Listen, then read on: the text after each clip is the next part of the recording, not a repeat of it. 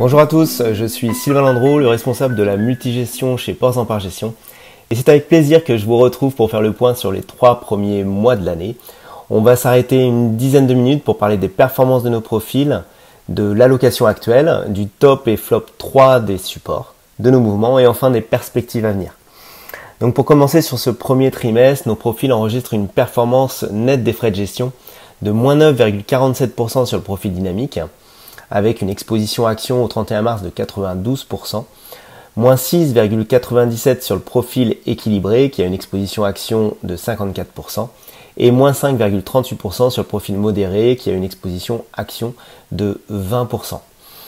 En termes de positionnement, à fin mars 2022, le profil équilibré est exposé à hauteur de 54% en actions, 29% en obligations et 17% en fonds alternatifs. Le profil de risque est identique par rapport à la fin d'année 2021, mais on a renforcé la gestion alternative au détriment des fonds obligataires. Concernant l'exposition aux actions, elle est conservée et ainsi nous restons à surpondérer les actions puisque je vous rappelle que le profil équilibré peut monter jusqu'à 60% d'actions et descendre à 20% au minimum. En termes de choix d'allocation, nous avons donc une préférence pour les actions, malgré plus de volatilité et des révisions baissières d'un point de vue macroéconomique, en raison principalement de la guerre en Ukraine. L'environnement est toujours porteur et le momentum action toujours aussi. Donc au sein des actions, nous avons une préférence pour une gestion défensive value. Aux États-Unis, nous sommes exposés à hauteur de 68% value et 32% croissance. En Europe, nous avons principalement des fonds blend sans biais de style. D'un point de vue maintenant géographique, nous avons une préférence pour les actions européennes. Au sein des actions européennes, on détient des positions sur les small et mid caps pour profiter de la sous-valorisation relative de ces valeurs par rapport aux large cap. De la dynamique des opérations financières, illustrée par davantage de croissance externe ou d'OPA. Et comme vous le savez, ces PME et TI sont aussi généralement plus flexibles et génèrent plus de croissance que les grandes valeurs. Nous sommes aussi exposés sur les valeurs innovantes au sein des sociétés environnementales. Ce thème qui nous est cher prend pleinement son sens face aux enjeux de dépendance énergétique et à la fragilité de l'Europe par rapport à l'approvisionnement énergétique russe. Au sein des obligations, nous maintenons nos préférences pour le risque de crédit obligataire, subordonnées financières et dette à yield. Avec l'augmentation des taux et des spreads sur le dernier trimestre, le rendement s'est apprécié. Il est maintenant autour des 4%. Ce rendement nous permet d'être mieux protégés de la hausse des taux que les obligations gouvernementales. Sur maintenant les stratégies low risk à l'image des obligations, on complète nos positions avec de la gestion alternative. Et ça nous permet d'optimiser la construction de portefeuille grâce à des supports à faible corrélation en s'extrayant d'un marché obligataire peu rémunérateur et même à risque de baisse du capital dans le contexte de remontée de taux. Enfin sur les devises, nous sommes toujours positifs sur le dollar face à l'euro. Le profil équilibré est exposé à hauteur de 26%. Cette position nous sert également de couverture contre la hausse de taux et la volatilité des marchés. Au regard de nos choix d'allocation évoqués à l'instant, je vais maintenant vous détailler nos meilleurs et nos moins bons contributeurs donc sur le premier trimestre. Donc les 3 fonds qui se sont mieux comportés sur le trimestre sont tout d'abord le fonds DNCA Invest Alpha Bonds qui progresse de 2,13% grâce à 3 principales stratégies, la hausse des taux, les anticipations d'inflation et les devises émergentes sélectionnées au sein du portefeuille.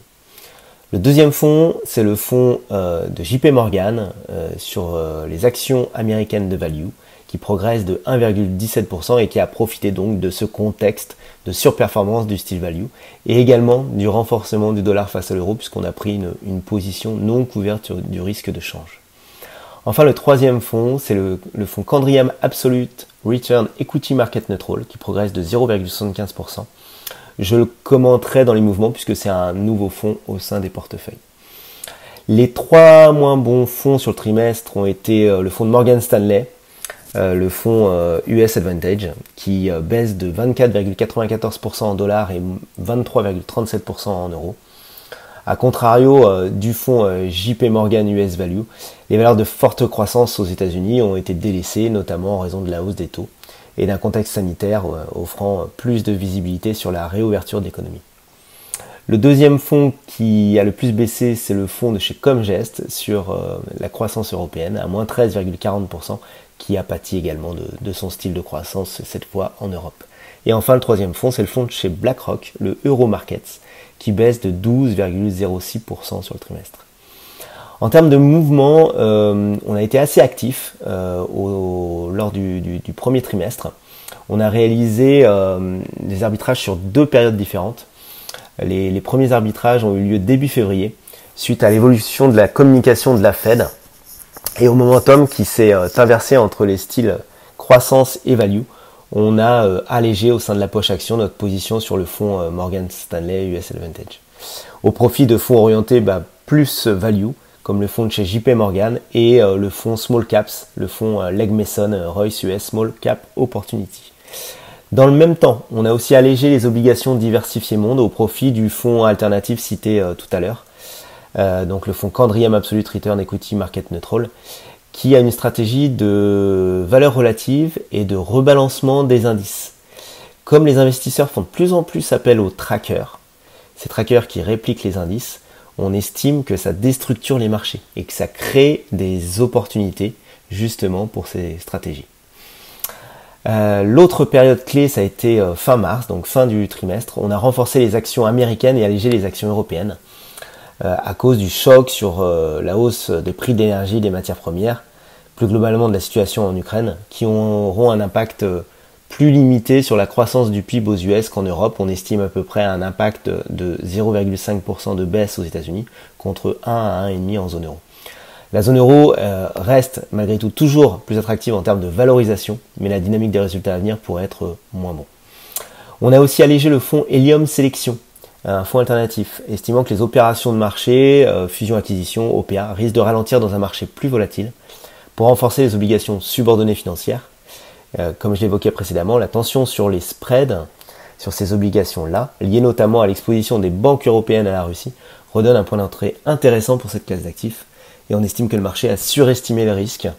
Et maintenant, le rendement des obligations les plus risquées dans les financières est de plus de 5%. Donc, on les renforce.